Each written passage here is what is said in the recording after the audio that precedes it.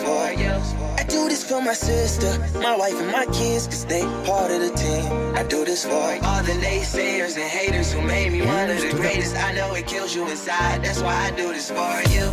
I do this for my father, who I've only seen from time to time in my dreams. I do this for you. I do this for my mother, who's finally clean, no longer a fan. I do this for you. I do this for my sister, my wife and my kids, cause they part of the team. I do this for all the naysayers and haters who made me one of the greatest. I know it kills you inside, that's why I do this for you. I do this for the kids who sit a bit outside the mix, who maybe cope through humor just to fit in for a bit, who never let the world know when depression's setting in. To all of those who know you, that impression don't exist, and it ain't counterfeit, it's just a way to counter it. I'm living things I dreamed about, I still encounter it. It ain't something that a cigarette or alcohol can fix, but all because of it, I flipped it quick, went on to write some hits. This a success, off another breath. This the first step in searching to be nothing less than be the best in what you do to prove their strength in being you. Learn so much in chasing dreams that I never would in school. Depends on where your passion lie, just no passion never lie. Life presents distractions, but your actions have to fortify the things that you believe in. Have to scream it like a battle cry and leave the ones who didn't looking stupid while they're asking why. Couldn't lie, I really do this for the ones I love. Those who treat the music as a vice and lyrics like a drug. Those who need advice on how to lift their spirit high enough to break out of the box they make of lives they know aren't good enough. Just because it's how it is don't mean it's how it has to be. This is what the uninspired testifiers fail to see. Jealousy results from being that which others fail to be, and if it means you're not with me, that honestly sounds fair to me. I do this for my father, who I've only seen from time to time in my dreams. I do this for you. I do this for my mother, who's finally clean, no longer a fan. I do this for you. I do this for my sister, my wife and my kids, cause they part of the team. I do this for all the naysayers and haters who made me one of the greatest. I know it kills you inside, that's why I do this for you. Do this for my mother, she'll be working for the summer. Do this for my father, cause these days I often wonder what my life would have been like if I was not adopted. To grow up in a home where I was treated like a problem. I don't know, it's just a guess. Your guess probably good as mine. Lucky that I grew up in a home that wanted me to shine. Lucky that I grew up around some mountains we were taught to climb. Without that inspiration, I don't think that this would be my life. Do this for my friends who've scattered all across the country now. I'm out in Sweden walking back through life so I can write it down. Make a living off the sound, so crazy to say out loud. I'm the biggest thing since Travis Rice to come up out the town. Sorry, gotta stunt a little. Used to have my dreams belittled, but it's all a part of it. I know people's minds are fickle, lines between reality and dreams I blur like faded nights. Come up been so good for me, I wish that I could make it twice. I do this for my father, who I've only seen from time to time in my dreams. I do this for you. I do this for my mother, who's finally clean, no longer a fan. I do this for you. I do this for my sister, my wife and my kids, cause they part of the team. I do this for all the naysayers and haters who made me one of the greatest. I know it kills you inside, that's why I do this for you.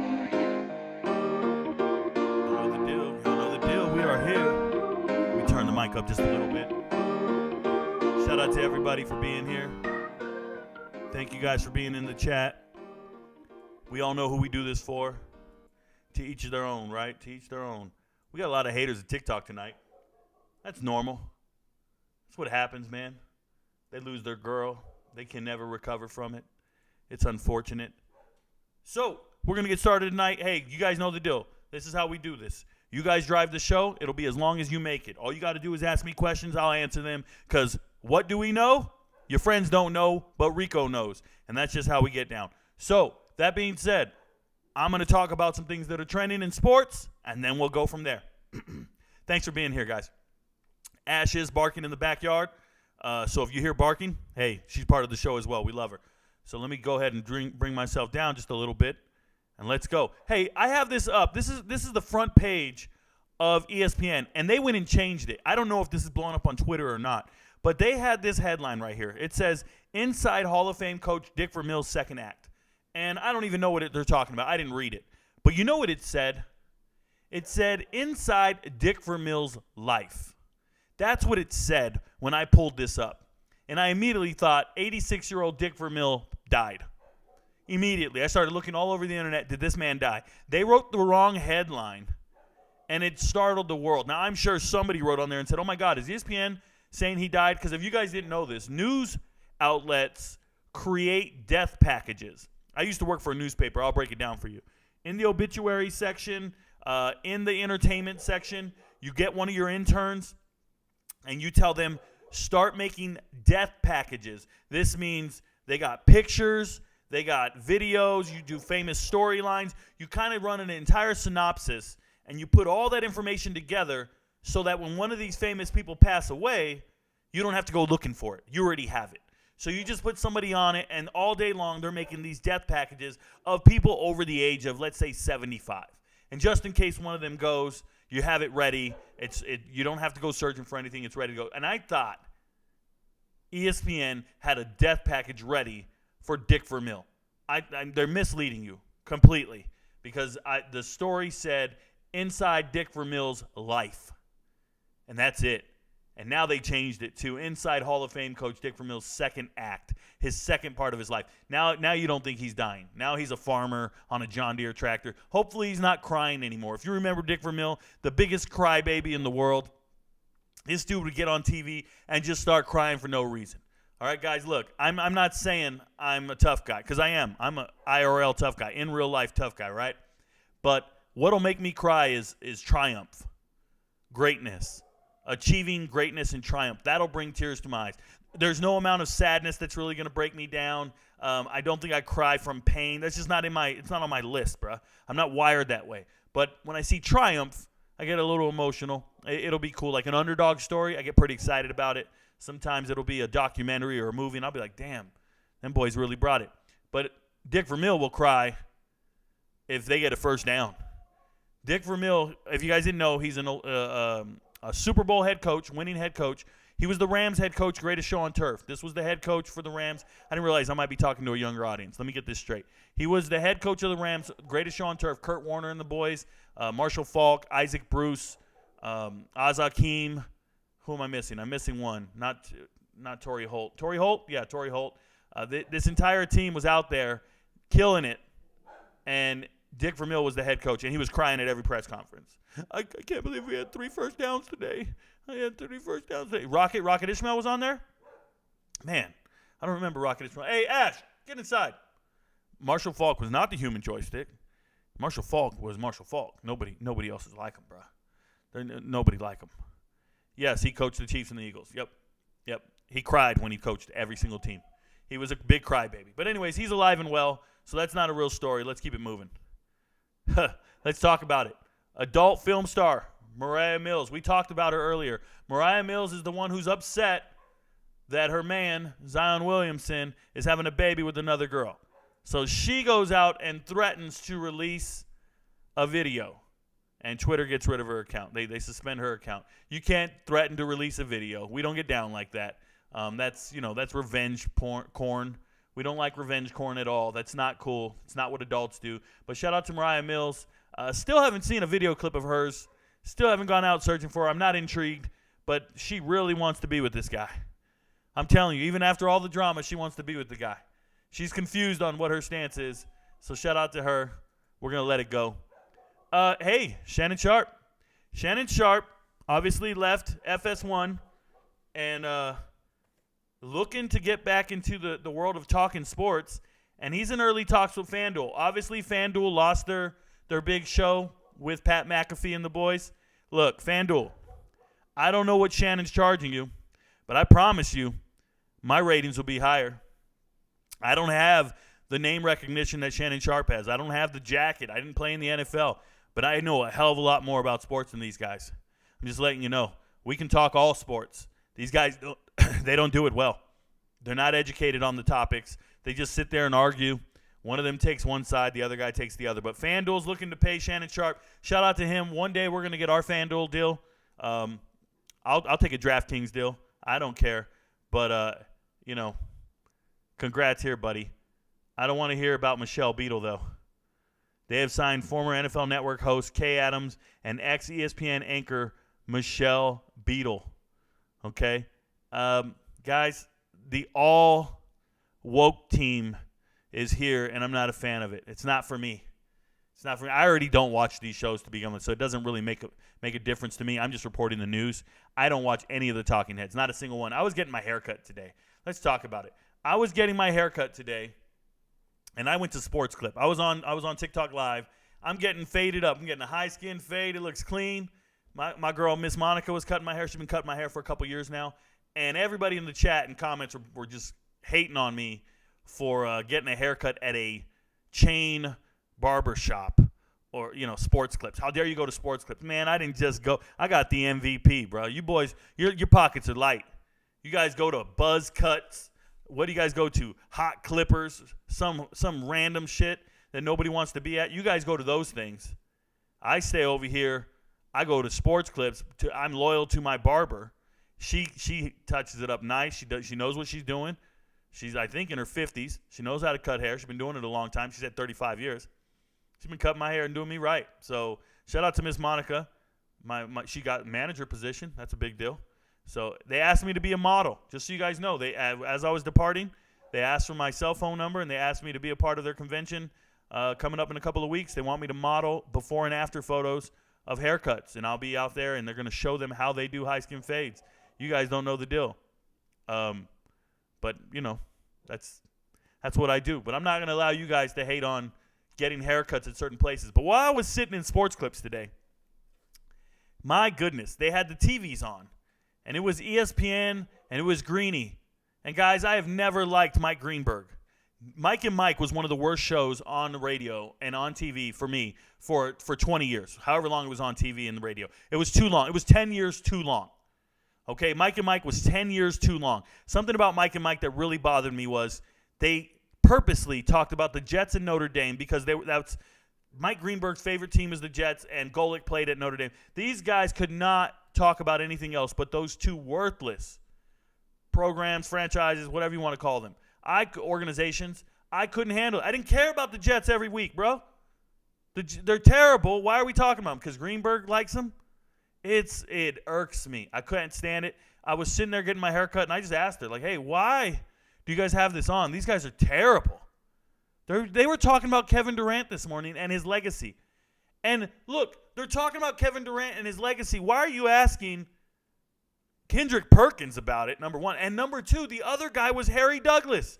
Do you guys know who Harry Douglas is? This is a slot receiver for the Falcons from Louisville. What? What does Harry Douglas know about the NBA? Did Harry Douglas just magically know anything about the NBA? I don't want to hear Harry Douglas' opinion on Kevin Durant, and I don't know why the hell we're talking about Kevin Durant in June. They're comparing his legacy to somebody else's. They're like, what about Wemby? What about Wimpy Wemby? Mr. Whataburger going to the Spurs. Is he going to be this, that? Or? I'm like, what are they? Who are they talking to? These shows are the worst. But, hey, that's TV. You guys give it ratings. Turn it off. Stop giving it ratings. Just stop. That's all I'm saying. We're getting 1,000 views. Every live stream gets 1,000 views, at least. At least 1,000 views. Shout out to those of you who watch the live streams. But it's crazy. Remember, put your questions in the comment section. I will get to them eventually, and we'll make it happen. All right, next news story. Big change announced. This is not a big change. The stuff they say. Jake Paul, Nate Diaz. This is not going to be a good fight, guys. Are they just boxing, or are they doing MMA? They're just boxing. Jake Paul and Nate Diaz are boxing. I'm going to tell you right now, Jake Paul can box.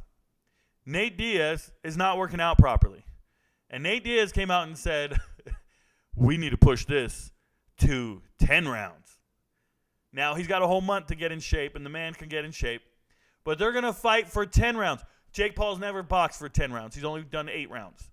Okay, 8 rounds. But they're going to go to 10. What in the world? 10. I can't believe they're going to 10 rounds. I don't want to see 10 rounds of bad boxing. Those other 2 rounds are going to be atrocious.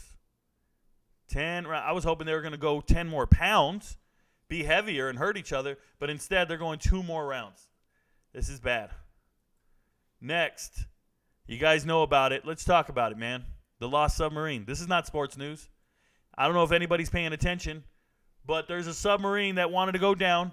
Now they're saying it's an experimental submarine. It's an experimental submarine. First and foremost, that's all I have to hear. Experimental submarine, get away from me, bro. Get away from me. And it's going down to the wreckage of the Titanic. And they lost contact an hour and a half into the descent. An hour and a half, we lost contact? This is bad. This is bad. And here's the catch. 5 people are in this submarine. A father-son duo from Pakistan are in there. A billionaire is in there. And here's the problem I have. They can't get out of the submarine. They can't open it. They can't open the submarine. It can only be opened from the outside. So they're running out of air. No one knows where they're at. They can't find them. They're off the radar.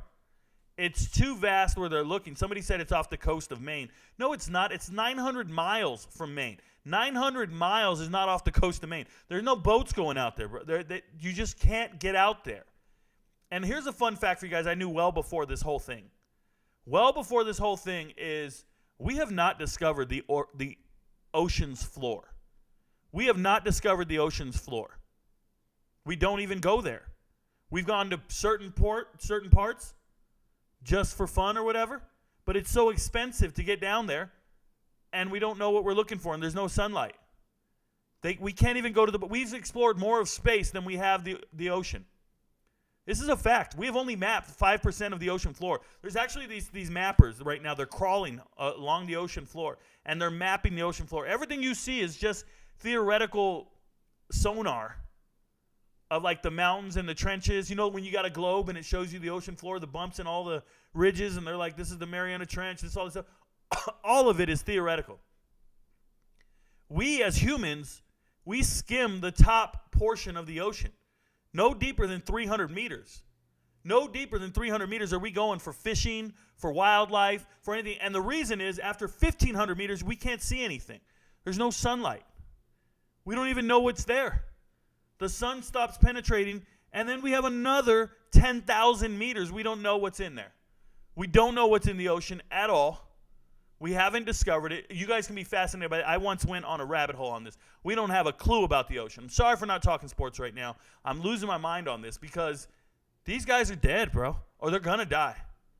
They haven't run out of oxygen yet, but I'm hoping there was a leak, the pressure got too serious, and it crushed them, and they died instantly, and there was nothing they could do. I'm hoping it was fast, and they're not in there just withering away, dying, trying to catch their breath. Because I'm telling you right now, if I'm stuck in a submarine with 5 other people and we only have enough oxygen for 96 hours, guess what I'm doing? We're choking everybody out, bro. We got to cut everybody's oxygen off. I'm putting everybody to sleep. I'm going to be the only one alive. We had 96 hours of oxygen for 5 people. Now we got a lot more. I'm going to make it. You're going to find me. We're going to float to the top. Yep. And you're going to have to open me, and it's just me. It's just me. I'm letting you know. So, pretty scary stuff. They're saying, hey, they're going to leave them on the surface. Maybe they got stuck in the wreckage, or they went off and they got crushed. Those are your 3 options. If they're on the surface, they can't get out, guys. It doesn't look good for the home team. You can look into it. Doesn't look good. Before I get to your guys' questions and we start getting to the chat, 7 PFL fighters. 7 PFL fighters are suspended for drugs. These guys cannot claim it was an accident. These guys cannot claim, oh, somebody spiked my supplements. It was an accident. I don't know what it was given to me. I had no, they can't appeal this. When you go in here and look, Rob Wilkinson here tested positive for elevated testosterone to something I can't even pronounce. Testosterone to blah, blah, blah ratio. Suspended until January 1st of 2024. Okay. 6-month suspension. Fine, $7,500. A couple other things going on. Victory over Thiago Santos. Changed to no contest. So you cheated to win the fight. But here's what's hilarious. Thiago Santos was tested positive too. So 2 dudes were juiced up, and one guy still beat the other. I don't think it should be a no contest. They said they changed the win to no contest. They were both cheating. He's got clopamine in him. Got clomiphene. And he's suspended until October 1st. Not too long. Real brief, but a bigger fine. Dude. But they can't fight this season in the PFL. None of these guys. Look at this guy. He tested positive for what, and what? 4 different things, bruh. 4. He's suspended until April. They gave him a long time. I'm assuming that's a year. I'm assuming they took the test. The blood sample was in April, so they're suspending him for an April. They just retrodated it back. $9,000 fine. Victory, no contest. These guys are cheating for real, bro. Mohammed, sitting here, look at, I don't even know what these things are. What are you putting in your body, bro? Suspended, another year, April 1st, 2024. These guys are all cheating. I see it again, clomiphene, 19 something. Dude's gone until January 14th. Will Fleury, testosterone to that thing again, January 1st. Only 2,200. Another no contest. And then Daniel Torres, you did something. They put amphetamines. Daniel Torres out here doing amphetamines. What? These guys are all dirty, bro. These guys, 7 fighters kicked out, just dirty. You're going to be known forever for being that guy. You're that guy. You're a cheater. And I don't like cheaters, guys, not in the world of MMA. I don't like it. All right, let's go to the chat. We'll take your questions, then I'll get back to what's going on. Shout out to everybody who's here. I hope you're getting your questions in early. Hey, if you're on TikTok and you got questions, you know what to do. Get over to YouTube, ask the questions. Let's make it happen. Am I late? What did I miss? Shout out to Twitch09. Twitch, you're not late, bro. Twitch, I think you were an hour early. That comment had to be an hour before everybody else got here. Because when I showed up before the show, that comment was already here. We here, always tuned in. Shout out to Seth. Yes, you are, Seth. You're pretty consistent. Lewis Henson, hey, roll tide roll, brother. Good to see you. Welcome in, everybody. Hit that like, join the journey, and subscribe. Rico promises to give a College World Series update tonight. Scratch that. We're talking college football. Let's go. Steve is giving me a hard time because I don't watch college baseball. I want you guys to know, in my DMs, I had somebody write to me last night, and he said, yo, Rico, can you make a video on how terrible these umpires have been in the College World Series? And I said, oh, what are you talking about? He goes, there was a terrible ump all game long for LSU last night, blah, blah. And I'm going, so I told him, I said, hey, man, listen, I don't watch baseball. And I refuse to watch baseball until they start using a computerized strike zone. Like, that's all I'm asking. Give me a computerized strike zone that can detect where the ball is, and it adjusts to the height of the batter. I don't want to hear about the umpire adjusting. I don't want to hear, well, tonight he's got a really wide strike zone. He's got a really tall strike zone. Tonight he's taking low pitches. He's counting that. If you paint the outside of the plate, it still counts. I don't want to hear about that nonsense. Give me a computer. Give me accurate things. Let me know. It's just like tennis. Have you guys watched tennis? The technology they're using in tennis to determine if a ball is in and out of bounds. It's phenomenal. I don't need to hear that judge in the seat. You just go watch the damn replay. They got some 3D technology. They're tracking the ball. They know where it lands. You just go turn on the computer screen and watch it, and it's fast. And it's foolproof. It's not messing up. We can do it in baseball. We can do it in football. We can do it in anything. I'm not watching baseball until they get rid of them umps. Them umps got agendas, bro. Them umps got beef. They got beef. Who's the one ump? You guys will put it in the chat. Who's the ump that can't be trusted? Is it Angel Martinez or something like that? Daniel Hernandez, Angel Hernandez? It's something like that. There's a guy out there that's just the worst ump ever. I forget his name. They're all, to me, we shouldn't even know their names because it shouldn't be a profession anymore. It should be replaced by technology. I'm serious.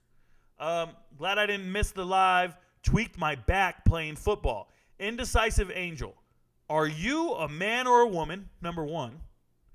Who the hell is playing football right now and tweaking their back? I need to know. Who are you playing with? What's going on? What and why would you miss the show? Would you have your eyes closed? You can have your eyes closed. Just listen. I'm talking. Somebody said to me, Rico, can you turn on subtitles on all your videos? I really want your subtitles on because I got to watch you with the phone down. I can't have the volume up. It'll wake my son up or it'll wake my wife up or something like that. And I'm going, bro, the subtitles show up on my videos. As long as they get 10,000 views, TikTok automatically puts it on there. But if you want subtitles for my live stream, I think you just hit the CC button on your own YouTube, and it works. I ain't got nothing to do with it. And I'm not going to go and put all my videos in CapCut so I get all those fancy graphics and all that. Dude, all them kids making those videos, nothing they're sharing with you guys is worth a damn. I watch all those hype videos and all the boom, bow, pang. It just reminds me of Batman. Remember the original Batman? Some of you guys know what I'm talking about. All the grown folks up in here know the The onomatopoeia from the original Batman. Bang, pow, boom, as he's beating the Riddler, right? We know this. That's what all those videos remind me of. I'm not moved by it. I'd rather just sit here and talk, and people will still watch. Just letting you know. Because that's what I plan to do for a living, right? If I want to be on TV talking sports, there ain't going to be no bang, boom, pow in front of me. I got to just be able to talk and hold the conversation and carry the show. That's my mindset. So why not do it from the jump?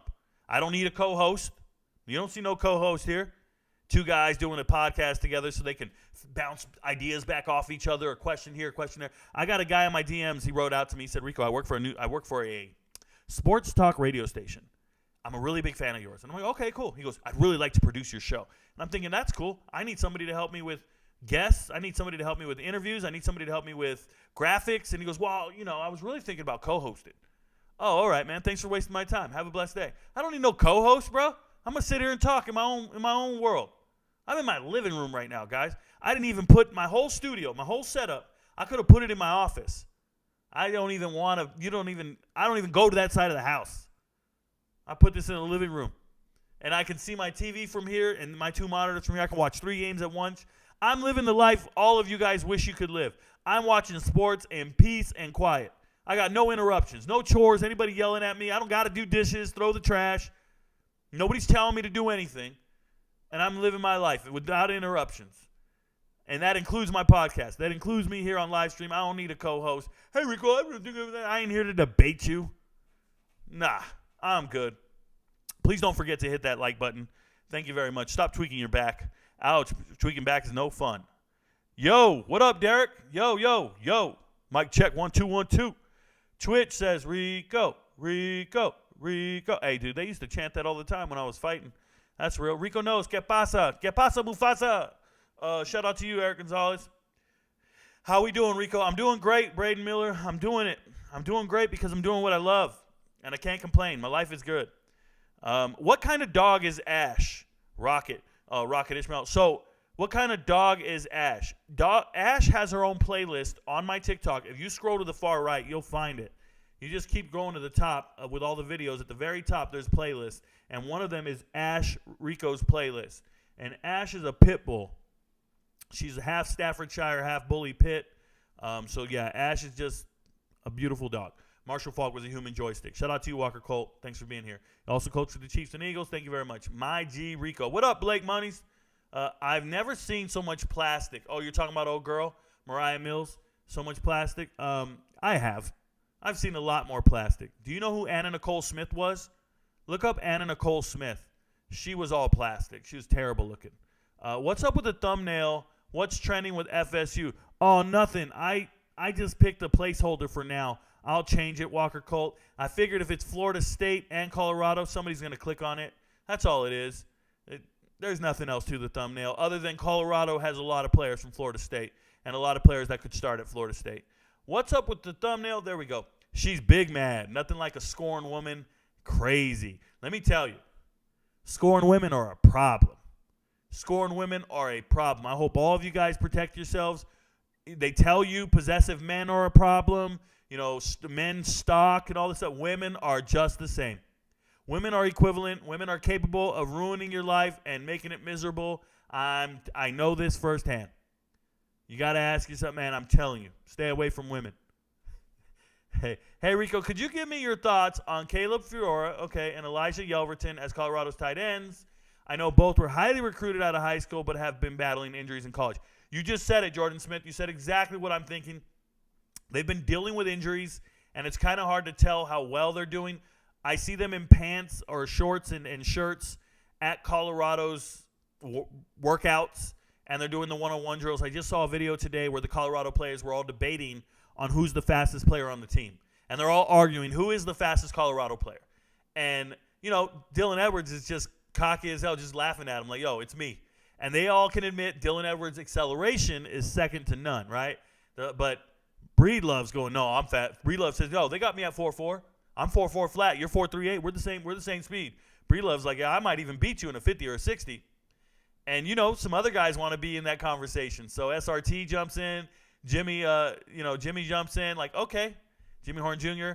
All these guys are talking, but There's some other fast guys on that team. So it's nice to see 5 guys all around 4'4", all around high 4'3s, 4'4", all talking. Shout out to them. Rico, he was giving her $125K per month. That's what she wants and is going to miss. Goodness, C Black. Goodness. He was paying her $125 a month. She better be an employee. I'll pay a woman $125 a month. $125K a month? That's way too much. A month? What does that come out to, guys? Somebody help me out here. Is that $500,000 every 4 months? That's $1.5 million a year? Whew. You could have a bunch of babies if you want. I ain't mad at you. $1.5 million a year? Go have babies and do what you want. Just keep my money. Rico would eventually choke Skip out after he crosses the line because he's learning things in a debate and can't take it. No, I wouldn't physically harm that dude. He's just inept to me. Like the way he delivers, the way he talks, when he wears Jordans and he does those crazy poses and he looks like a superhero and all that is just lame. He just can't have a conversation. Skip Bayless became famous because he said Troy Aikman was homosexual in the 90s. That's why Skip Bayless is famous. He used to work for the Dallas Morning News or somebody in Dallas, one of those newspapers, and he said Troy Aikman was homosexual. That's what he said, and that's how he got famous. And Troy Aikman almost put him in a headlock and squeeze. And now Troy's married to a woman. So unless Troy's on the DL like half the other athletes in the NBA, I don't know where we're going with this. But I got no respect for Skip. He couldn't talk to me. Couldn't talk across from me. He would get crushed. Verbally crushed, not physically, verbally. I go to women who cuts hair in her home, small business owner, and you get that personal touch. All right, Chase Somers, I don't know what you mean by that. I don't know if there's some innuendo there, but let me help you out. I'm being real. I used to go to this woman's trailer to get a haircut back in Arizona. And I think she was hooked on meth. And I always tipped her $20. And I think she loved having me at the trailer. And that woman was doing some extra stuff for some extra, a little bit of change. Should do something strange. So that's something else. Cameron Hayes, your name is the name of a transfer, Cameron. I see you retracted your message. A transfer from Cal to Nevada. Isn't that Cameron Hayes? I hope that's you, man. If that's you. I could be wrong. Maybe I got the wrong name. Cal running back transfer to Nevada. What's his name? Is it not Cameron Hayes? Ashton Hayes. I got it wrong. Ashton Hayes. Close. I got a lot of names in my head, man. Good to see you there. Wonder what you said. I agree, Chase. Oh, you agree with Chase? They give you that personal touch? Personal touch? We still talking about haircuts? In 2024, will a 9-3 SEC team make the playoffs over an 11-1 in another conference? No, not over an 11-1 in another conference. No. An 11-1 in another conference is a conference champion. You're 9-3 in the SEC. What are you, third or fourth best team in the SEC? That's an absurd statement. The conference champions will all get in, and then they'll start taking at-large bids from there. There's no 9-3 SEC team that's deemed greater than anyone else. The reality is if you're 9-3, you didn't win your games in your conference. 4 of those wins are from out of conference, and then 5 are within the conference because they only play 8 conference games. So unless they change to 9 conference games, I don't get excited about a 9-3 record from the SEC at all. At all. I'm telling you, you could win 9 games in the SEC and play nobody. It's a fact. Or beat nobody. Let me just say that. Let me rephrase that. You could beat no one. You could beat 4 terrible teams in the SEC. You go out and beat Mississippi State, Missouri, A&M, and Auburn and be 9-3. You really could.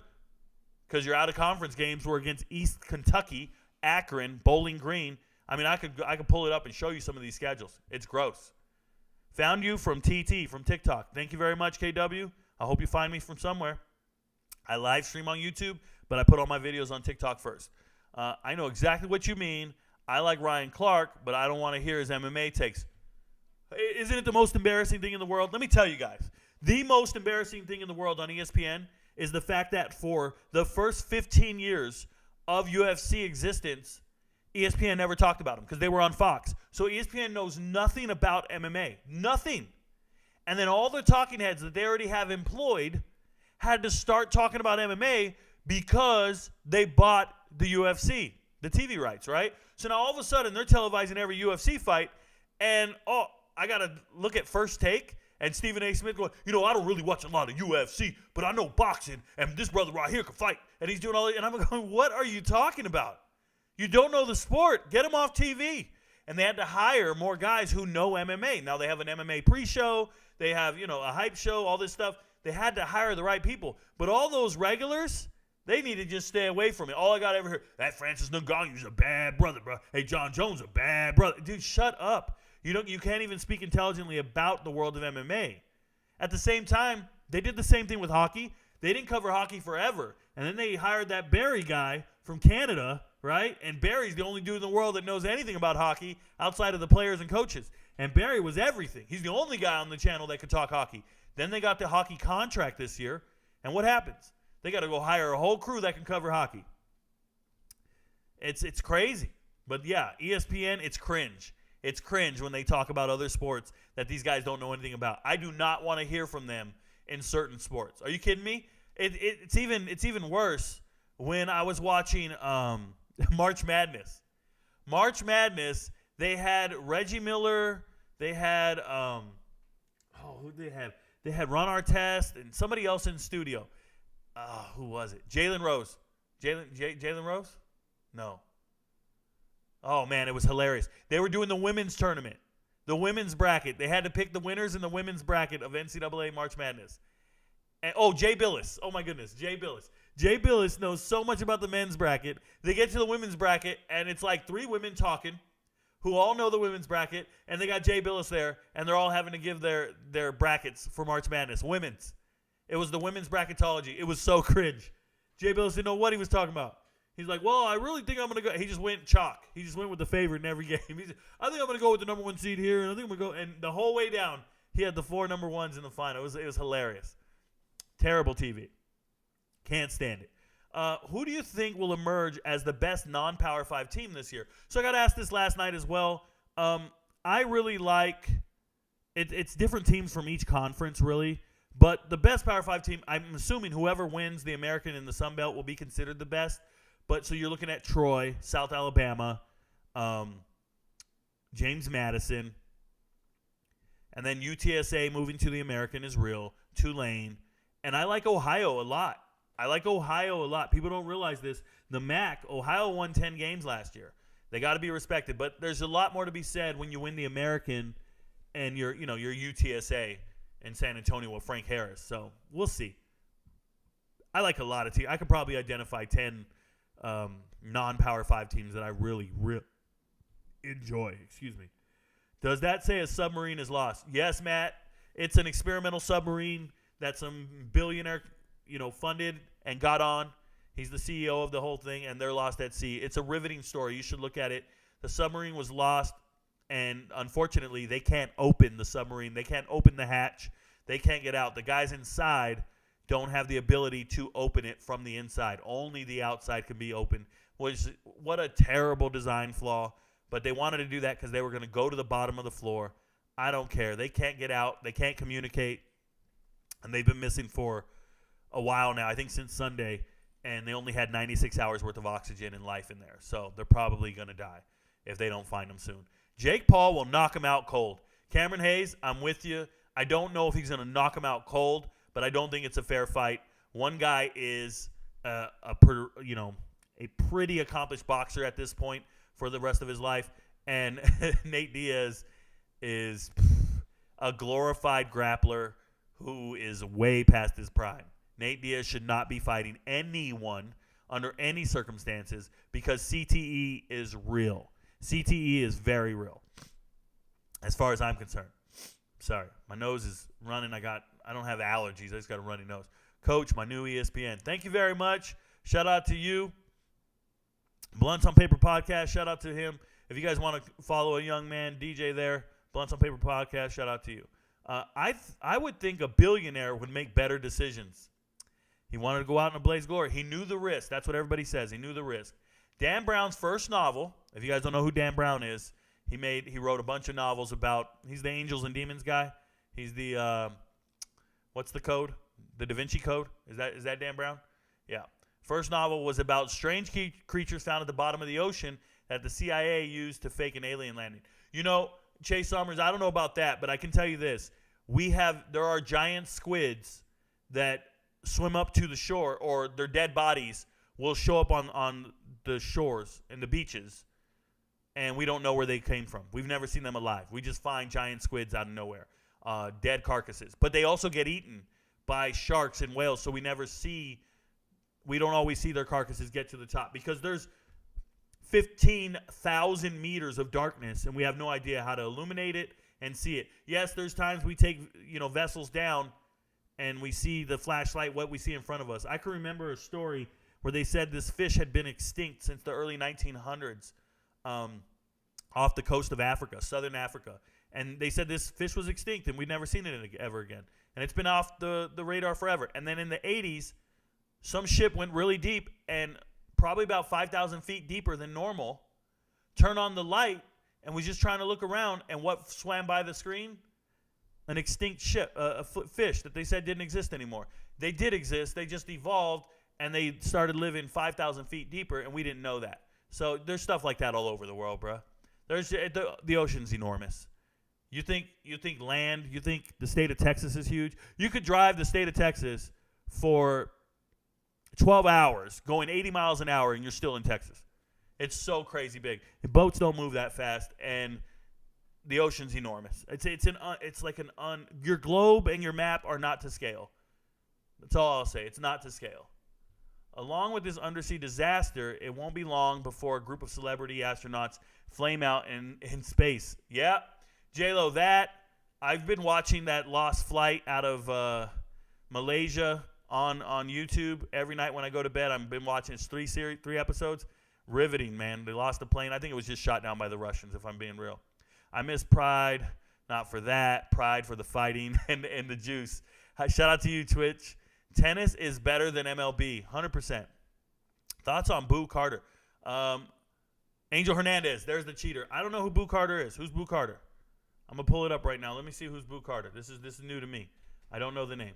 Should I know the name? Is he a recruit? Boo Carter?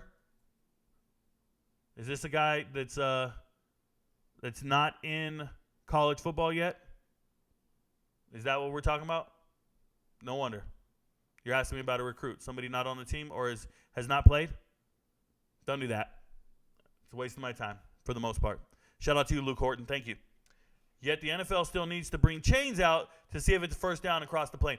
100%, Sean. I got a bigger issue with how they spot the ball. Not the measurements, not whether or not because they have instant replay for certain things. I'm cool with that. But how they spot the ball is human error. I got a dude running in from the sideline telling me where the ball is down, and he's running at an angle, and he don't know where the hell he's at.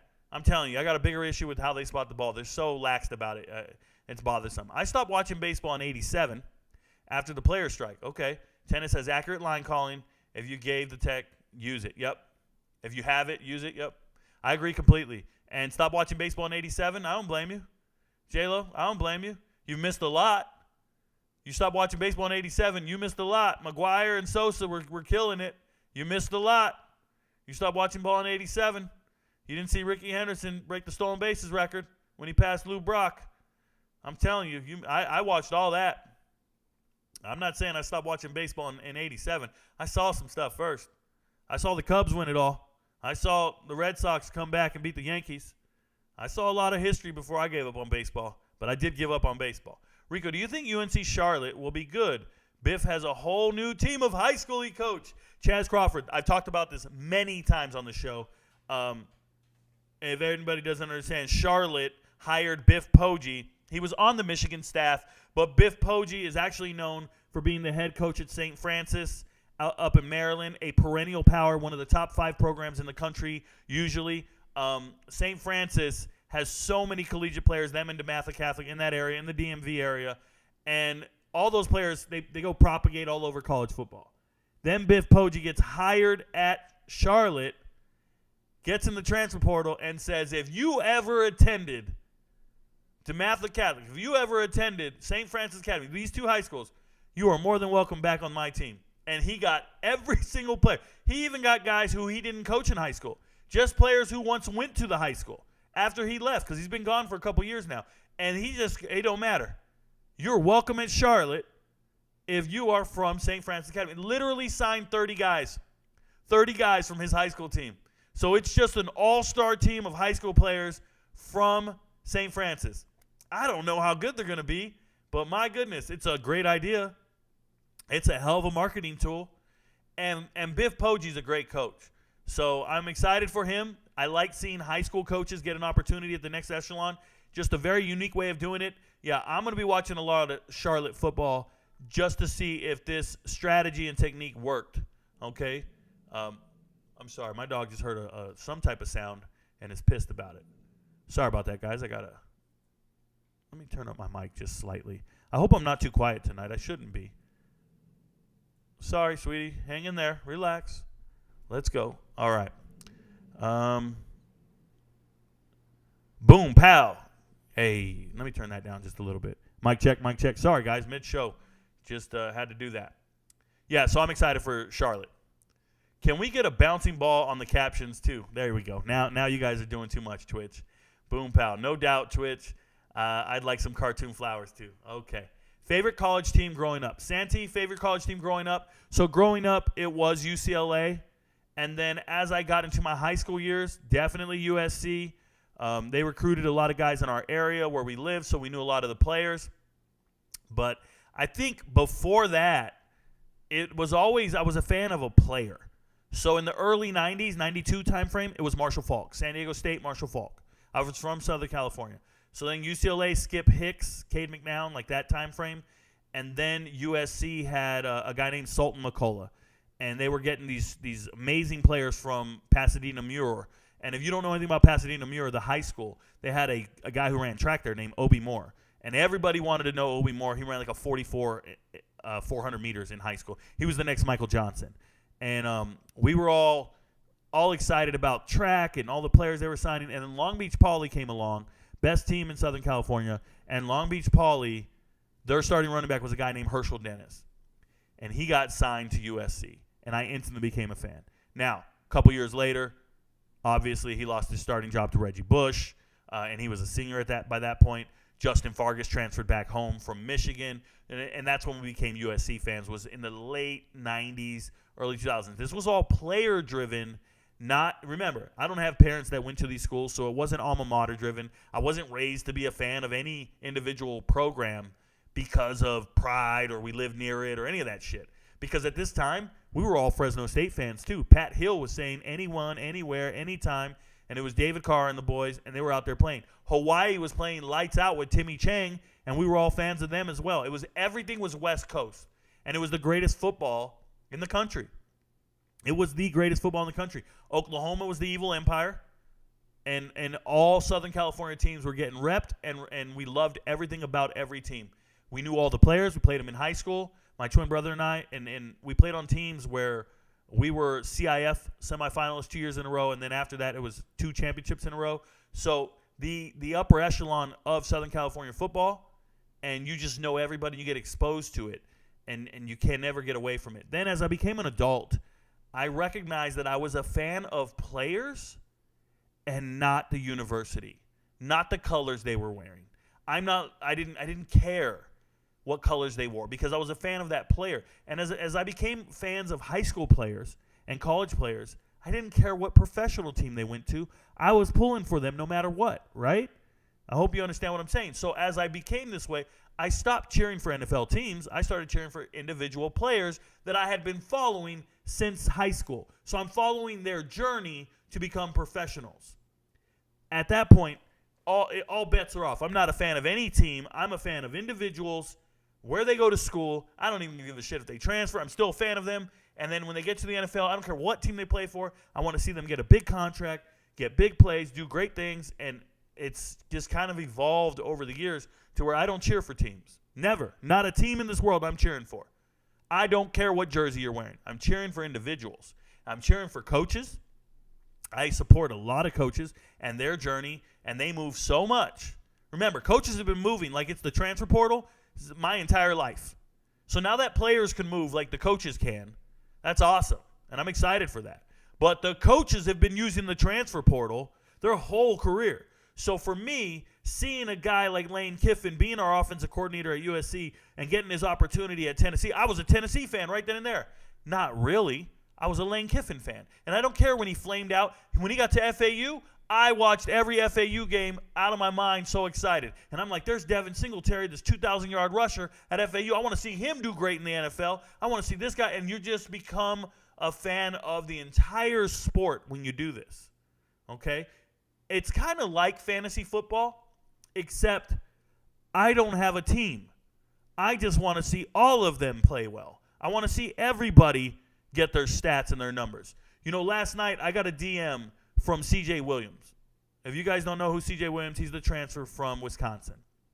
USC football player transferred to Wisconsin. So when I first saw C.J. Williams, it was in high school at Mater Dei, and he went to the All-American game. And I saw this young man, and I thought, wow, he's better than everybody. He's a cut above the rest. And when he went to USC, I said, okay, love the kid, hope he does well, hope everything works out for him. And then USC starts recruiting Jordan Addison, Brennan Rice, right? Dorian Singer. They just keep bringing in stud, Mario Williams from Oklahoma. They just start bringing in stud after stud after stud at wide receiver, and they don't care that they got C.J. Williams. They're bringing in better player and better player and better. And I'm like, damn, C.J.'s never going to get a shot. Remember, I'm a C.J. Williams fan, not a USC fan. So when C.J. Williams gets transferred, he gets in the transfer portal, and he goes to Wisconsin, I instantly am pulling for Wisconsin now. I've never once cheered for Wisconsin in my life. I want to see them throw the rock because they got C.J. Williams, a player that I believe in since high school. And I follow these players from high school. That's when I kind of start believing in their journey. And that's what makes me this type of fanatic that I am, right? That's what makes me the walking almanac that I am, because I follow them in their journey. So when CJ writes me a text last night, do you know how cool that was for me? I'm not fanboying. I obviously talk to a lot of athletes. A lot of players reach out to me every single day. Players, coaches reach out to me every single day. But for CJ Williams to reach out to me and say, hey, bro, hey, Mr. Rico, thank you. Because I got in the portal and I started thinking I don't have it. I started thinking maybe they don't want me at a program because USC wouldn't play me. And then I saw your videos about me, and you talk so highly of me. My mother sent me the videos. And now we got a whole family inspired by something that I created on TikTok, and that's pretty damn cool to me. And that's pretty damn cool. And that's what inspires me and rejuvenates me to keep going. But I need you guys to understand, there's no fandom here of a university and the colors of their jerseys or the logos on their helmets. I'm not that guy. I've never booed any team in my life. Never booed any team in my life because I don't hate other teams. There's a kid on every team I'm pulling for. I pull for all underdogs. I'm pulling for anybody who's transferred. You guys get what I'm saying? I'm unique. I'm different in this regard. But to know that there are star players in this country that can watch my videos and get motivated by them, now that's cool. That's cool. And that goes for a lot of guys. There's players right now. There are star players on college teams writing me and saying, hey, Rico, I know I made it. I know I'm big time. But can you please do a video on one of my buddies from high school? Can you please do a video on one of my teammates? He's at practice killing it right now, and he looked great. Can you please give him some shine? Nobody's talking about him. No newspapers are talking about him. No TV's talking about him. I am the conduit to the world. I can give you instant access to these players. All you got to do is go through me. Instead of waiting for a reporter to walk in and do an interview with you, you can just send me a DM, and I'll make a video on your boy right now, if warranted. That's the unique approach I have, and that's the unique niche I have in this world of sports. And the only thing that can ruin it is if I was a fan of teams and biased towards others. And I can't do that because I got to be able to cover everybody. I got to say something positive about everybody. And that's why I have my approach. Shout out to me. Thank you for the question, though. What's up, homie? Wow. Say the purposeful mistake for the first time. Oh, you saw it. Victory. Shout out to you, Matt. I don't know which one you saw, but shout out to you for seeing the purposeful mistake. Why do these freak college athletes at Colorado, UCF, etc. never do track? I feel UCF would be a powerhouse in track with football players in its team. So, Sean B., the reality is the track athletes are even faster. The track athletes work on sprinting and track year-round. You're not beating a track sprinter. There's fast, They said this in the video today. There's fast, there's ghetto fast, there's track fast, and then there's something else fast. Well, let me tell you, there's world class. And these guys are not faster than a lot of the track athletes. No way. I watch track, religiously. I'm a track fanatic. I watch every single conference championship. They're not running with the track guys. They're not. That's not even up for debate. The football players will get smoked. They have too much muscle. They're not lean enough. And they don't have the technique. Remember, sprinting in track is all technique driven. Getting out the blocks, drive phase, right? It's all technique driven. Everybody's fast. But if you haven't refined it, you're not going to be that guy. Now, most of these guys did run track in high school, and they got in the state championships, and they don't win the state titles. They finish second, third, fourth. The guys that they lose to are the ones who stay on the track team and go out there and beat them. Another thing, a lot of these track teams recruit internationally. So although they look fast, these track teams will go out and get a sprinter from Jamaica or Africa. Shout out to Tennessee. Shout out to Auburn, A&M. All of them do it. Arkansas. You start looking at it, and they're like, well, they got this junior Olympian from Britain or something. And you're like, oh, shit, that guy's so fast. Right? I can remember USC's two fastest sprinters for years were Canadians. So it's not just your local kids from Florida. That's not how it's done. Nope. The track team is world class too. They're searching the whole globe for the fastest players. Yeah, but the football players can go out and do it and work on their speed. But chances are you're working on your craft of football in the spring, and you don't have time to be running track. You should be doing spring football, focusing on your craft and getting better. Zion Williams was paying full price for a used car. That car broke down on him. Cameron Hayes, no. He was paying full price on a rental because anybody could rent that car. She's an adult star. Anybody could get with that. He was paying full price like he owned the rental car that other people could rent out when he's not around. I agree, Dylan Edwards is the fastest. He might even start at running back.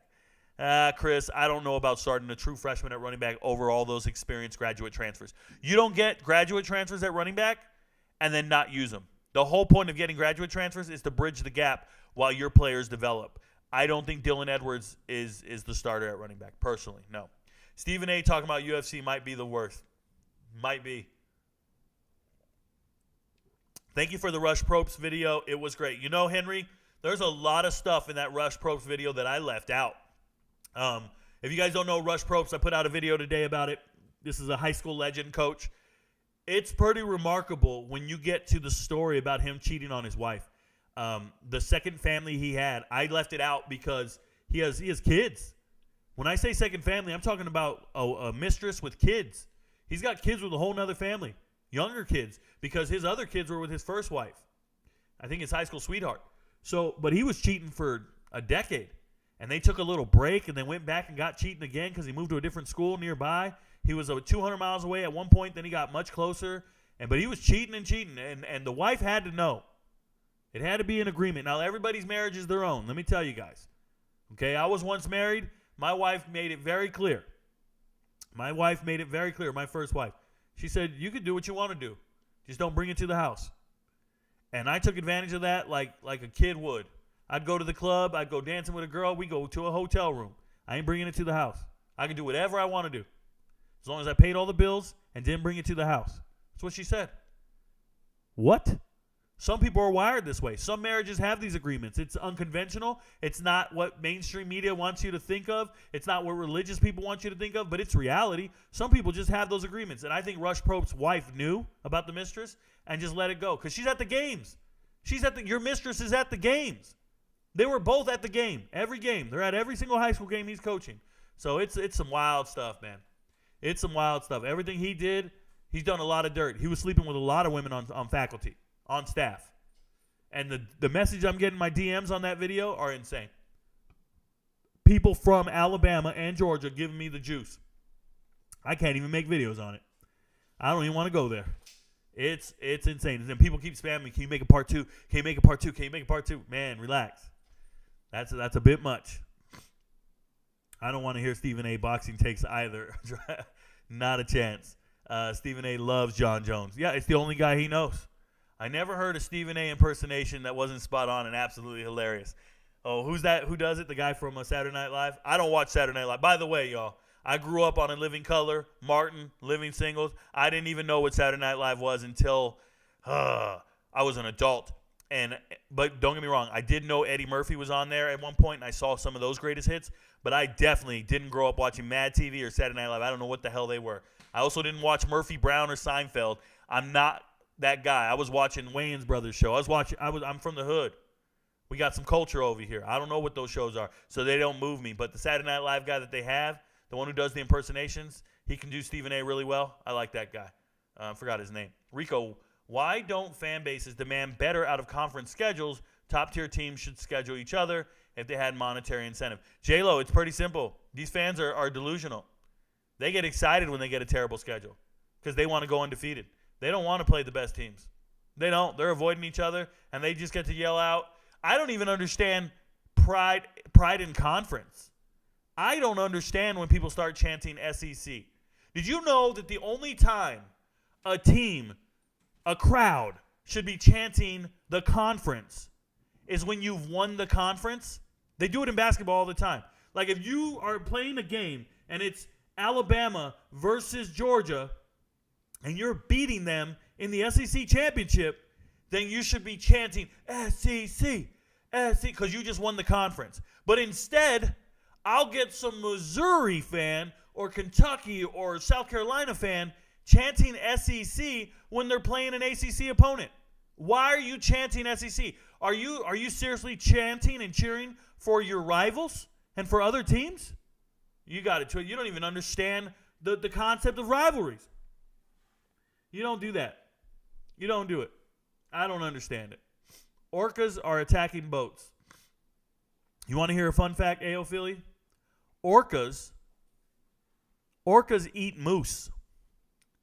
I did some research on moose in Canada, and killer whales, orcas, Shamu, they eat moose.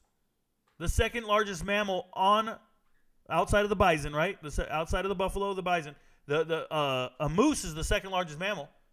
Its antlers span something like 13 feet. Like a moose is enormous. If you ever saw a moose in real life, you'd be like, what the hell? Well, up in Canada, moose swim from island to island to move from one island to the other, all those little islands up there. And when they get in the water and swim from one island to the other, killer whales eat them. Killer whales eat moose. They kill land-based mammals, bro. It's insane. It's insane. What up, Rico? What up, Jared? Good to see you, brother. Dr. Chicken and Biscuits retracted. Yes, he's a recruit for Tennessee. Hasn't played yet. Yeah, Luke Horton. If he's a recruit from Tennessee and hasn't played yet, I haven't looked at his tape. When he gets in the too deep, we can talk. When he starts playing next season, I'll make an assessment. But I don't look at people's tape because they're going to transfer. He's going to transfer. He don't make the too deep. Will the Texas versus Texas Tech game be close? I believe so, Jonathan, or Joseph. I believe so. I think that's a tough game for Texas. The matchups are difficult. Boo Carter committed to Tennessee. Yep. Over CU in Michigan. Yeah. More of an athlete than a defined position, explosive player. Yeah, he looked explosive in the picture I pulled up. Who do you think is the best offensive coordinator in college football? Cameron Hayes, the best offensive coordinator in college football. Zach Kittley. Zach Kittley at Texas Tech. He was at Houston Baptist, went to Western Kentucky, went to Texas Tech. Best offensive coordinator in football outside of like Lincoln Riley being a head coach and really being the offensive coordinator. Josh Heupel being a head coach and really the offensive coordinator. Like those guys are – but if I'm naming an offensive coordinator in the position, it's Zach Kittley. He's the best. At Western Kentucky, everything he did for Bailey Zappi, getting him to almost 6,000 yards, goes over there and changes the world. But look, there's other guys out there. There's Jeff Brom. There's head coaches that know how to do this. Jeff Brom. Lincoln Riley, right? Tyson Helton. There's a who's who. Josh Heupel. There's really good offensive coordinators that are head coaches. Just something to think about. Can't wait to see how Coach Fickle uses C.J. Williams. Yeah, it's Phil Longo that's going to use him. I'm excited. Remember that Fresno State USC game? Yes. Fresno's David Carr had USC on the ropes. That was a game. There was many games during that time frame, for sure. Love C.J. Williams. Awesome kid. Thank you very much. C.J. Williams, little bro, is nice too. There you go, Ruben Rust. Ruben Russ is a Southern California guy. He knows the deal. Would it be fair to say Colorado will have an Alabama-ish defense, a Kent State-ish offense with a Georgia-ish strength and conditioning? No, Twitch, that is not a fair thing to say. I would say that their offense is going to be Colorado-ish, their defense will be Colorado-ish, and their strength and conditioning will be Colorado-ish. What I want to get people away from is assuming they're going to be anything like Alabama or Georgia. They're not. They're not. They do not have prolonged recruiting foundation for the last 10 years, so they can just like it doesn't work that way. I hope you understand what I'm saying. Shout out to them for dominating the transfer portal, but it's not quite the same, especially not the strength and conditioning equivalent to Georgia. It's not there. But what is there is a scheme that will be advantageous for them. I think they're going to do exceptionally well with scheme on offense. So it's not going to be a Kent State-ish offense. Like, they don't have Marquez Cooper. Marquez Cooper's a 1,300-yard rusher, right? Back-to-back 1,200-yard seasons. He's at over 1,000 yards back-to-back years. Like, that's real production. That's a real number. Dylan Edwards is potentially a good running back who might potentially rush for 600 yards this year, 700, I don't know, whatever. Marquez Cooper actually did it. He's done it. And he's going to be the starter at Ball State and probably rush for 1,400 yards. So there's people who have actually done it, and then there's people who are like potentially going to do it. Two different things. So give me the production versus what people may potentially do. I'm going to have a lightning strike or a thunder just hit right now, pretty big, and it's going to startle my dog. I just saw the flash. But, yeah, that's how I feel about Colorado. What do you think of Army commit Luke Knight? Nothing. I don't think about Army commits. Damn, Rico, choking everyone out in a casket submarine. I need that oxygen. Donald Robinson. I'm on an island. We have limited resources, food, things of that nature. I'm that guy. We're not playing games. We're not breaking things apart. We're not trying to figure out. Nope. Just gonna let everybody go. Gotta take them all out. Gotta unalive them all and then survive. Rico is the people's champ for sure. Yep.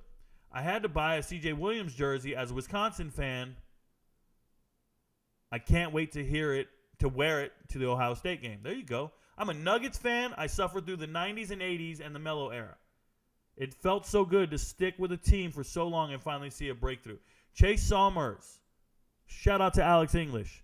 It ain't that bad, bruh. It ain't that bad. Top Rico, what was your MOS? So, I'm still in the Army. I'm still an active duty member in the Army. Charles Marshall, thank you for asking. My MOS is 17 Charlie, a cyber operations expert, right? A cyber operations operator. But I'm a 5 Mike, so I'm a Master Sergeant level. Mike stands for First Sergeant. I was a First Sergeant for 3 years. So 5 Mike, 8 Romeo. I'm an MRT instructor. And Yankee Yankee is your language code. So that's my 9-digit MOS. 17 Charlie, 5 Mike, 8 Romeo, Yankee Yankee. Thank you for asking. I've also been a 25 Delta, which is a defensive cyber operator for Signal. I've been a 35 Tango, which is a military intelligence maintenance operator or an electronic engineer, essentially. And I've been a 33 Whiskey. That was my first MOS when I joined the Army. Been in over 20 years. Positivity and pure love for the players. That's what's up. Thank you, DJ. Appreciate you. College track. Some have world-class speed, lighter. Yeah, so Eric Gonzalez, not some. The vast majority of college athletes are so fast. It's ridiculous. And they are some of the fastest people in the world. That's why they have world-leading times, because they get into their season before the professionals, so they actually are in better shape right now. The professionals are ramping up for the World Championships this summer, where the college athletes try to hit their peak last week for the National Championships, or 2 weeks ago. What do you think about Kennesaw State entering Conference USA for 2024? So, Cade Raker, Kennesaw State moving up to the FBS. If you guys didn't know, Kennesaw State's moving to the FBS. They run like a triple option weird offense. Their head coach, Rich Rodriguez, the former West Virginia head coach, former Michigan head coach, former Arizona Wildcats head coach. Rich Rodriguez is back in the FBS. He went and got a team in the FCS, made them winners, and then moved them up to the FBS. So here he is. He's back in Conference USA. Now, Kennesaw State is in Georgia, if you didn't know. They have a very fertile ground for recruiting. They got these two twin brothers from Irwin County. I forgot their names. But they were so good, and I was wondering where they're going. They're going to Kennesaw State. I was like, whoa, these guys are really good. They should be at the FBS level. But now they are. They're at the FBS level. But Kennesaw State didn't do well in the transfer. I'm thinking Jacksonville State. Whoa. I'm thinking Jacksonville State. I apologize, guys. All that information I just gave you was Jacksonville State. Boom. Kennesaw State still had the twin brothers. It just hit me. I'm a big fan of Kennesaw State because of the location and the kids they can get from Georgia. Very sorry for getting them confused with Jacksonville State. That should never happen. I hope it's not in the chat and somebody spamming me. This happens sometimes. I get tied up like this. What I will say is this. Kennesaw State's going to have their work cut out, even though some of the better teams left the conference. Conference USA as a whole is the worst Group of 5 conference. So if you have a chance, if you ever had a chance, it's in Conference USA. I don't think they contend. They're going to have a 3-year transition to begin with, but they'll start getting better players coming out of high school because there'll be players who want to play at the FBS level. But you're still, what, 5th best team in the area? 6th best team in the area? There's still Georgia Tech, Georgia Southern, Georgia State, Jacksonville State across the way, Auburn, Alabama, all in this area that can take everybody from you. And there's kids transferring back, though. This is what they got to do. They got to get those kids coming back in the transfer portal. I just saw one yesterday, right? If we look, yeah, Ozzie Hoffler. You guys see that in the window there? Ozzie Hoffler coming back from K-State. This is what Kennesaw is going to have to start winning, is these guys coming back from a Power 5 team are coming back to a school in your state. Instead of Georgia State, that shit needs to say Kennesaw State. That's where they got to start winning, in the transfer portal. Recruiting, obviously, but they got to start getting some of these Power 5, and I'm going to use this term inappropriately, but these Power 5 busts, these Power 5 guys who want to come back home, back to the state, that's what they got to do. Just like Texas State started doing. Texas State just started winning all the transfer portal guys who are coming back to the state of Texas. Well, Kennesaw State needs to do that for Georgia. But they're in a great position, right? They're in Atlanta. They can do this, I hope. So there they go. Yes, college distance runners from Africa. Yeah, Eric Gonzalez, the distance runners are from everywhere. But yeah, they'll get guys from Africa, no problem. And they get people. They got a college distance runners from Australia and England that are some of the best in the country, some of the best in the entire globe. I shared your video about Mikhail Lee and CeCe Dion, Mikhail and Brett Barlone. You know, Chase Summers, I have certain Colorado coaches on my TikTok. They see this. They see the videos. They know who the players are. I don't think Mikhail Lee is Colorado caliber, but I'm pulling for that young man, and I'm going to follow him all season and see what happens. I am. Hood fast. That's what they said in the video. I'm quoting the video. Hood fast. That's what the kid said. That's what Breedlove said. So, but yeah, I'm going to be pulling for him all day long. You know, he doesn't have as many friends as everybody else. And I want to clear up that situation right there. The Mikhail Lee situation. If you guys haven't been watching my videos on TikTok, Mikhail Lee was getting picked on and getting spammed about some stuff. And Austin Summers reached out to me, the quarterback that's going to Ole Miss. He reached out to me in a DM, and he said, "Hey, Mr. Rico, just so you know, Mikhail Lee is a friend of mine, and you know, I didn't know everybody else was going to team up on him. I called him a vulgar term, but I did it because we were just messing around. We're just friends and this, that, and the other. But I didn't feel that way. I didn't assess it that way. You can backpedal now, but it doesn't make a difference to me. I'm going to leave my video up. I just wrote the young man and said, hey, good luck at Mississippi. Good luck at Ole Miss. Thank you for the additional information. Good luck at Ole Miss. That's what I told him. I don't care. Leave the video up. Do you believe the NFL quarterback overall play is and has gone down since the pillars of Tom, Breeze, Peyton, Phillip Rivers have retired? So, Kai, I believe that era of quarterback is going to be considered generationally the best we've ever seen, but it's all generational. When I was a young man, nobody could compare to the quarterbacks in the 84 draft. Okay, no one could tell them any difference. So Marino, Elway, Jim Kelly, who else was it? I'm forgetting one. Tony Eason, and some other person. I remember Jim Everett, Boomer Esiason. All these guys were that generation. Even Troy Aikman got in later. Steve Young, Joe Montana. Everybody around there, those were all the guys. And then here we are 20 years later, 30 years later, and now we talk about Peyton Manning, Drew Brees, Eli Manning, and you get what I'm saying? Tom Brady. So it just changes with every generation. Because in the 70s, it was Roger Staubach, Johnny Unitas, Terry Bradshaw, and they were talking about Johnny U from the 60s. But you get what I'm saying? Like, it's just generational. It's no big deal. So there'll be generational guys coming up. I think that right now, Trevor Lawrence, Herbert, Allen, all these guys are going to be this generation. Patrick Mahomes, they'll all be this generation's set of quarterbacks. That's cool. It's not a drop-off by any means. It's just changed. I stopped eating moose back in 87. Okay. Cool. I think Boo will be great. Okay. Is Matt Campbell at Iowa State on the hot seat? It seems the roster produces NFL talent like Lazard, Purdy, Dave Montgomery, but still can't live up to the hype they receive every season. So David Pithan, if they have another 4-win season, sure. But I don't think he's on the hot seat.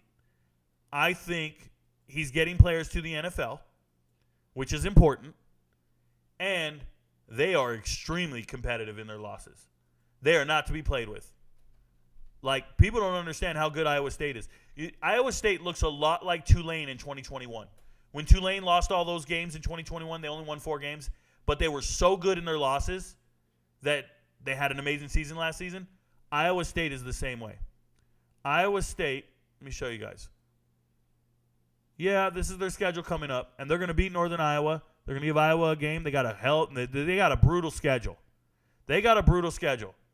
But if you go back to 2022 and you look at them, they beat Iowa. They beat a 10-win Ohio team. Okay? And then they lost by 7 points, 3 points, 1 point, 3 points. Oklahoma was a legitimate loss. 6-4. And then they got blown out by TCU. So I count 1, 2, 3, 4, 5, 6 of their losses were by 1 possession or less. They could have very realistically won 10 games last year. I'm not even joking. They could have won 10 games. They only won 4, but they were this close in 6 different games. That is what Colorado's going to look like this year. If Colorado loses games, they need to look like this. They need to lose games competitively and not get blown out for their trajectory, okay? This is what they need to do because they weren't competitive in their losses last year. You got to be competitive in your losses. And then the next year you flip it. I think Iowa State has the potential to flip all this because Deckers is coming back, right? Deckers is still there. That's how I feel about Iowa State. So I like what Campbell's doing. I think they just need to put it all together. But when you lose 6 games by 1 possession or less, that's remarkable. In the worst way, right? That's remarkable in the worst way. But it's also really good for your offseason and for those players getting that experience. They're not bad. They're 1 possession away from winning every single game. 6 of them, they could have won 10 games. Would they be on the hot seat? If they flipped half of those. If they just got 3 of those wins, they're in a bowl game. Half of those, they won 4, they get half of those, that's 7. All they had to do was win half of their 1 possession games. Unfortunately for them, they lost their 1 possession games. All 6 of them, which I have not seen in a long time. So I like David Montgomery. I hope you guys don't give up on him. I'm sorry, Matt Campbell. I hope you guys don't give up on him. That's how I feel. Do you think Wemby will work out well with the Spurs? I don't have a clue, man. He looks tall. He looks athletic. He looks foreign. Sounds like a Spurs player to me. I think he's wimpy. If Colorado gets out of the gate slow, do they have enough character to preserve through early losses? I believe so, J-Lo. I believe so. I don't think any of the players on Colorado are perennial losers. Like, nobody on that team is coming from a losing program or losing mindset. So I think they're built for this. At the same time, there's Kent State starters on the offensive line. They know what it is to lose. They lost a lot. They're good, though. They're good players. But a lot of these guys, their pedigree is to win. And I think that they're going to win. I don't think they're going to lose a ton. Now, they might lose 4 games early. Don't sweat it. Don't sweat it, especially if they're within the games. If they're competitive, it's not going to be the end of the world. Trust me, guys. If they're covering the spread in losses, they're going to be talked about positively on the TV. Even if they lose. If they cover the spread in their losses, they're going to be talked about positively every single week. Those lines are going to have to move. Rico, are there any dogs still left in the transfer portal? I've seen somewhere there's still like 6,000 players left. So Brantley Mays, don't ever read a story that tells you there's 6,000 players left. There are 6,000 athletes in the transfer portal. The vast majority of them are from other sports.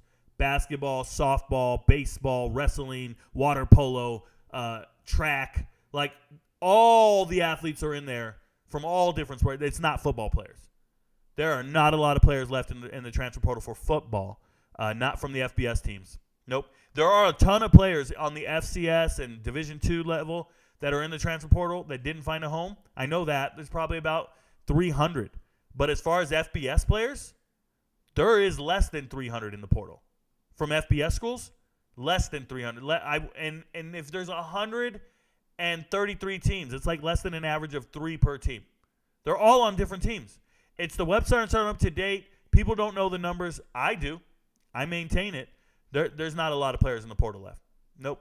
And you go to 24/7, and I told this guy said all Rico does is get his information from 24/7. I don't know why you guys listen to this guy.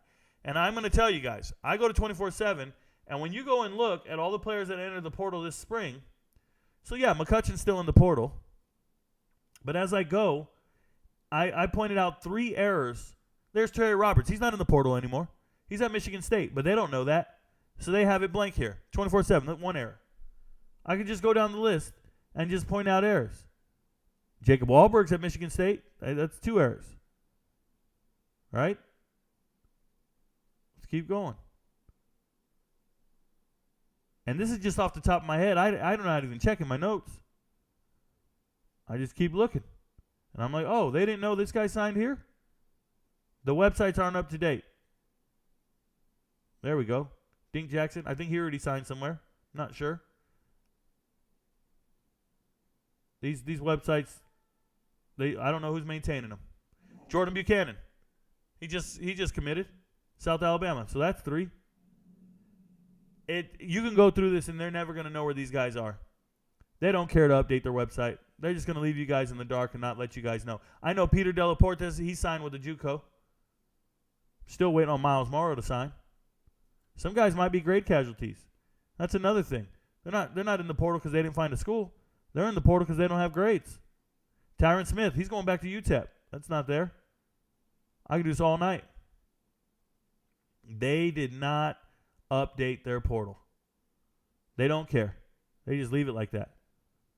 We've got 5 corrections so far, and I'm just scrolling. I'm just one dude scrolling. But some of these guys at the same time, they're not FBS level players. Let's be clear. They're not all FBS level players. They don't belong in the FBS. They're not built for it. They've had a couple years to prove it, and they're not good enough. That's the reality of the situation. They're recruiting misses. They probably aren't going to find any more. They need to go and take regular classes and get back with the working class. Or lower their expectations. Cyber elites are a different breed, just saying. Just saying. Have you ever ranked the college football blue bloods from 1 through 8? I don't know who the 8 blue bloods are, so no. The only thing about college track that is these college recruits foreigners, USA track suffers. Yep, it happens. They don't care. They want to win. Warren Moon. I don't know what the Warren Moon comment's about. Rico, can you check me out as a player? Do I have to DM you? Case Langan, yup, you got to DM me. And anybody DMing me and sending me huddle links, you got to be patient. And if you write me, it throws you to the top of the stack. Let me explain this, okay? If you send me a DM with your huddle link, you just have to be patient. It's going to take me months before I get to you. And they're in chronological order. So when I go to my inbox for my messages, I go to the very bottom to find the oldest message that tells me, look at my film. I go through the bottom messages, and when I get to one that says, look at my film, I look at it. And then I delete it. And I go to another one. Look at it, delete it. Look at it, and eventually I make videos, right? But let's say you're at the bottom of the stack, and you're about to get a video made about yourself. Maybe you're a week away. And then you write me. And you go, hey, Mr. Rico, hey, I'm just letting you know, reminding you about my video. It gets a new date stamp, and it goes to the top of the stack. And I don't make your video. Because you reminded me, it moves you to the top, and I ain't got time to go look for it at the top. I start at the bottom every time. So don't write me again. I'm very detail-oriented. Just like these questions, I get every single one of them done. You put a message to me, I will get it done. Now, let's say I watch your video, and it doesn't warrant a video being made, meaning there's nothing noteworthy about the video. I will write you personally and say, hey, checked out your film. Here's what I think. Have a nice day. Thanks for your time, whatever. Because I'm not going to make a video. I literally have 500 kids right now in my inbox. 500 check out my link. Check out my huddle. Check out my link. Check out my huddle. There's one guy, a recruiting coordinator at a very prestigious high school. I want to get to all his links. He's coming up real soon. And I'm excited about those films. And I already watched the film. I'm going in chronological order out of respect for people's time and commitment to it. But like one guy made his video a couple days ago, and he wrote me back, and he's like, I thought you forgot about me. I forgot I sent this to you. I can't believe you made a video. Thank you so much. You know, they're all grateful. But, yeah, he sent me a message 3 months ago. You guys got to be patient. Got to be patient. I've got a lot going on. I work out every single day. I got a life to live. And obviously I make other content. I don't just do high school film review. I have the playlist. I'll hook you up. We'll get it done. But just be patient. So, yeah, Case Langan, send me a DM with your huddle link. Don't write it in a message. Don't write it in a comment on a video. If you guys don't know, I get 10,000 comments a week. I cannot respond to all the comments. And one guy said, why are you dodging my comment? Why are you dodging comments? Blah, blah, blah. Bruh, I am one human being. You want me to respond to 10,000 comments? It's absurd. And I try to be as interactive as possible. I got a live show every night. If you got a question, come in here and bring it. You don't like some of my videos? Come in here and let's talk about it. I take questions from any team about any subject all the time. All the time, every night. I try to be as accessible as possible, as responsive as possible, and I still can't please everybody. It's insane. I don't know what the expectations are, but I'm trying my best. Colorado is beating Nebraska. Us alums are trying our hardest to avoid our greedy fellow alum to sell the tickets to Cornhuskers fans 1,000 markup. Yeah, man. Hey, I don't care who's in the stands. All that matters is who's on the field. But yes, there are people who bought tickets and they're upselling them to Nebraska fans. Go for it. Make your money. I ain't mad at you. Do your thing. Texas 9 and Blue Bloods. Texas 9 and Blue Bloods. Okay. Thoughts on Matt Corral? I always like Matt Corral. He's a West Coast quarterback. He's from California. Went out to Mississippi, did his thing. I think he's a great quarterback. I love everything about him. Texas should have beat Iowa State by 4 touchdowns. Happens. Yo, what up, Rico? Hope all is well. Thank you, Glaze. Shout out to LaRocco Glaze. Did you get time to watch tape on Jalen Woods at Middle Tennessee State? No. Was I supposed to? Did he transfer? I'm not tracking. He transferred. One natty in the last 50 years, not top 10 in championships. If you're at 9, that equals not a blue blood. Texas would beat any blue blood team right now. Okay. Everybody relax. If a player goes JUCO out of high school and they're not really an academic concern, are they usually just not to the level that they think they are? So David Pithen, yeah, it's not their fault. Sometimes they're under-recruited or they don't know how to be recruited. There's some steps you got to follow to get recruited. And I should make a video on this, but I want to be careful. But the number one step you need to do to be recruited, yes, you need to be a good player. Got it. Number 2, you need to go to camps. You need to go to camps. And number 3, you got to have a social media account. Because coaches will text you through Twitter, right? They don't know your phone number. They're going to write you on Twitter. So you need to go back and forth on Twitter. So you need to have a good Twitter, have your huddle link on it, and on your Twitter at the very top, you need to have your height, weight, age, name, class, GPA. Really important you have your GPA, your SAT or ACT. You need to do all these things. That will get you, the right looks. But going to camps and some guy goes, well, what if I just go out there and ball out? They're never going to look at you. They're not going to know you. I got kids, 1,500-yard rushers with no offers. Said, did you go to any camps? Oh, no, we can't afford to go to camps. Well, you can't afford not to go to camps. That's how you have to look at it. I can't afford not to go to camp. Go to camps. Write an email. Get a template. Write an email to everybody. And I told them, you make a template, you make it personal to that school, but you got to have a really well-structured message. Hi, my name is so-and-so. I'm interested in going to your school, attending your school, and have an opportunity to play football. I've looked at your depth chart. It seems appealing to me. I love your offensive scheme and how you utilize XYZ. You know what I'm saying? Like, you got to just come across educated, articulate, and calculated. Here's my huddle link. Here's this. This is my coach's phone number if you'd like to call him for further assistance. Like, you got to be all about it. And you can't be afraid to go to school and talk to your coach and say, this is my dream. This is what I want to do. I'll never forget when my coach came in and talked to me and said, hey, Rico, I know everybody's getting offers to USC, UCLA, San Diego State, but the JUCO coach was asking about you. And I laughed at him. I laughed at him and said, I'm not going JUCO. No, I'll go to Fresno State before I go JUCO. And he was like, oh, man. He was, I told him you'd be interested. No, I'm not. And I was wrong. I was so narrow-minded. I wasn't even open to the possibility. I thought, I'm too good for that. My friends are going to make fun of me because they all got Power 5 offers and I didn't. They're going to make fun of me. I'm just as good as they are. And it doesn't matter. There's no coaches the coaches don't know who you are. I only went to passing league camps. I didn't go to the Nike camp. At the time, it was Nike. I didn't go to the Nike camp. I didn't get my stars. And I thought, oh, don't worry, they know me. I balled out. I had 16 tackles last game. Damn free safety with 16 tackles. They got to notice me. You're setting yourself up for failure. So the game's changed over the years. And this is why it matters to me. This is why I try to help these kids out. Because I know what it's like to be an exceptional athlete, be a great player, and you didn't go about it the right way. And you shunned opportunities because you overevaluated yourself or because you were afraid of the stigma and the label it was going to give you. Nah, bro, you got to get a chance to play. You got to get a chance to play. I'm just keeping it real. Do you think Terrence Marshall Jr. will have a breakout year? I don't know about Terrence Marshall Jr. having a breakout year. I don't think so. I don't think about that. Let me just put it like that. How do you feel about Jimmy Horn Jr.? I think he's a good player. I think he needs to perform well, get on the field, and do his thing. I really do. That's it. I think he's good. Liked him a lot before he ever got to Colorado. I watched Jimmy Horn Jr. play at South Florida. I'm not like everybody else just watching a workout tape. I've watched him play, so I like him. What is that sound I keep hearing? This is crazy. I keep hearing like a video game sound, and I don't know where it's coming from. I don't know. It's got to be outside, and something's throwing me off. Yo, it's Lipe, like ripe. Great job with everything. You are killing it. Thank you, Jason Lipe. You're killing it, too. Thank you for the support, man.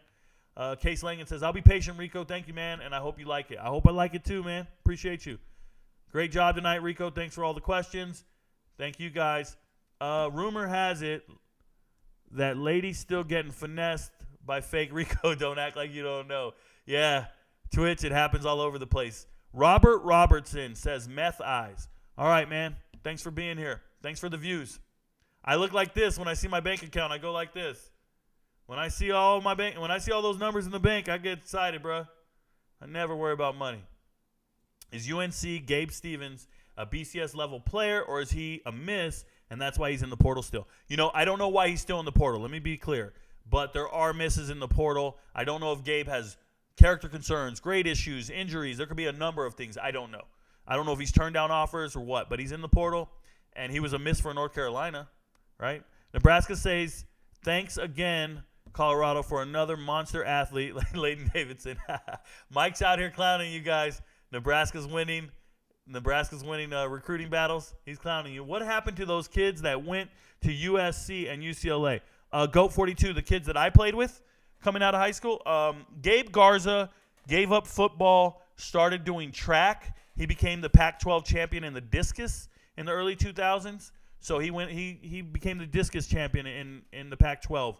Oscar Lua went on to play middle linebacker at USC, and he got drafted by the Patriots in the 7th round. Those two. Frederick Collins failed out of San Diego State after rushing for 100 yards against UNLV, and his father died in a car accident, so he just kind of dropped out of school. Greatest player I've ever played with, Frederick Collins. Jeff Webb was one of the all-time leading receivers at San Diego State, got drafted in the 6th round by the Chiefs, and Herm Edwards drafted him when he was the coach because Herm Edwards' son played at San Diego State, and he saw him. Mike McLeod, one of my other teammates, went and started at Boise State for 4 years at center. Mike Ingram started at center for San Diego State and went and played with the Dolphins. Just a lot of guys, man. I don't remember everybody. It's been 20 years, but those are most of my teammates. We had 13 guys that go Division I. We were a powerhouse. So we were ranked and we were the real deal. Shout out to us. Nonetheless, guys, thanks for being here. Let me go over what I wanted to talk about real quick. Not talking about that. Thanks for hanging with us tonight, guys. I hope you learned something while we talked. I hope you guys look forward to the show every night. Spread the word. Let them know what we're doing, because your friends might not know But Rico knows. In my dreams, I do this for you. I do this for my mother, who's finally clean, no longer a fan. I do this for you. I do this for my sister, my wife and my kids, cause they part of the team. I do this for all the naysayers and haters who made me one of the greatest. I know it kills you inside, that's why I do this for you. I do this for my father, who I've only seen from time to time in my dreams. I do this for you. I do this for my mother, who's finally clean, no longer a fan. I do this for you. I do this for my sister, my wife and my kids, cause they part of the team. I do this for all the naysayers and haters who made me one of the greatest. I know it kills you inside, that's why I do this for you. I do this for the kids who sit a bit outside the mix, who maybe cope through humor just to fit in for a bit, who never let the world know when depression's setting in. To all of those who know you, that impression don't exist, and it ain't counterfeit, it's just a way to counter it. I'm living things I dreamed about, I still encounter it. It ain't something that a cigarette or alcohol can fix, but all because of it, I flipped it quick, went on to write some hits. This a success, off another breath. This the first step in searching to be nothing less than be the best in what you do to prove their strength in being you. Learn so much in chasing dreams that I never would in school. Depends on where your passion lie, just no passion never lie. Life presents distractions, but your actions have to fortify the things that you believe in. Have to scream it like a battle cry and leave the ones who didn't looking stupid while they're asking why. Couldn't lie, I really do this for the ones I love. Those who treat the music as a vice and lyrics like a drug. Those who need advice on how to lift their spirit high enough to break out of the box they make of lives they know aren't good enough. Just because it's how it is don't mean it's how it has to be. This is what the uninspired testifiers fail to see. Jealousy results from being that which others fail to be, and if it means you're not with me, that honestly sounds fair to me. I do this for my father, who I've only seen from time to time in my dreams. I do this for you. I do this for my mother, who's finally clean, no longer a fan. I do this for you. I do this for my sister, my wife and my kids, cause they part of the team. I do this for all the naysayers and haters who made me one of the greatest. I know it kills you inside, that's why I do this for you. Do this for my mother, she'll be working for the summer. Do this for my father, cause these days I often wonder what my life would have been like if I was not adopted. To grow up in a home where I was treated like a problem.